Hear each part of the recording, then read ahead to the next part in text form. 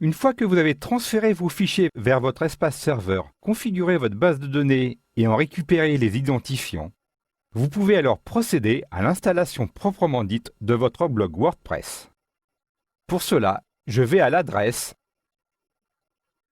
du nom de domaine que j'ai déposé, ici stairwaytoheavens.com/WordPress, puisque j'ai positionné mes fichiers d'installation dans le dossier WordPress, /wp-admin/install.php.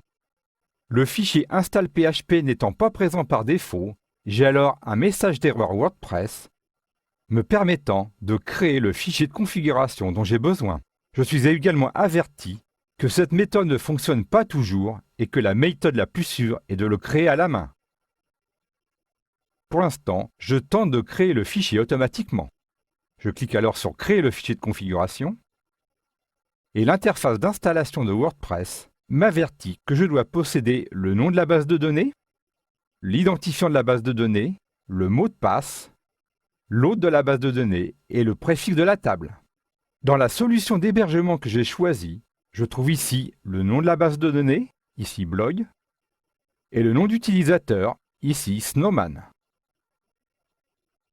Je suis alors également averti, dans le paragraphe en gras, que si la création automatique du fichier ne fonctionne pas, je peux créer manuellement le fichier dont j'ai besoin en utilisant le modèle wp-config-sample.php. Je clique sur le bouton Allons-y pour tenter la procédure automatique. Je dois alors définir un certain nombre d'informations, comme le nom de la base de données, ici blog, ici l'identifiant, j'ai choisi donc Snowman, le mot de passe, je laisse par défaut le nom de l'hôte, ici localhost, ainsi que le préfixe de la table, ici wp_. Et je clique sur Valider. J'ai alors le message que l'installation s'est bien passée et clique sur le bouton Installation. Je dois définir le titre de mon blog. Le blog que nous allons réaliser étant dédié au snowboard, je l'appelle Snowcool. Ainsi que mon email. Il est important de bien renseigner cette rubrique puisque c'est sur cette adresse que vous recevrez les différentes notifications automatiques ou paramétrées de WordPress. Je renseigne ici mon adresse et laisse cocher « Autoriser mon blog à apparaître dans les moteurs de recherche ». Je clique alors sur « Installer WordPress ». J'ai alors le message comme quoi WordPress est bien installé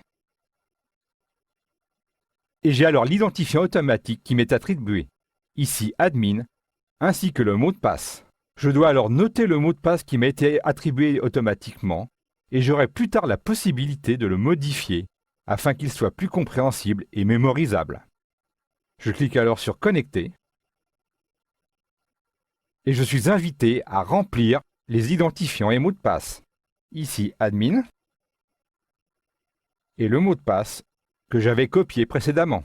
Je clique sur Se souvenir de moi et me connecter.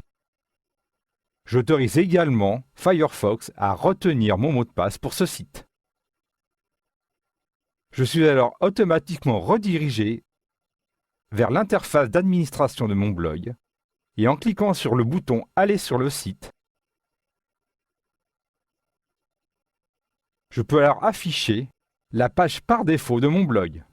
Vous remarquerez qu'ici, il a déjà pris le nom que j'ai donné à mon blog et un article a été également généré automatiquement.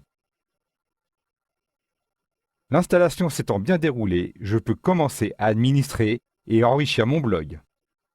Mais auparavant, je vais retourner vers l'interface d'administration de ma base de données et choisir ici BD Web Admin. Je répète que cette interface est liée à l'hébergement que j'ai choisi et peut être différent en fonction des différents hébergeurs que vous auriez amené à choisir. Je clique alors sur l'interface d'administration et j'autorise la pop-up pour voir apparaître l'administration de ma base de données. Je peux alors remarquer dans la partie inférieure les différentes tables ayant l'indicatif WP qui ont été créées pour la gestion de mon blog. Par exemple ici, en cliquant sur la table WP Post, puis sur Afficher, dans le champ Post Content, la présence de l'article qui est défini par défaut dans mon blog.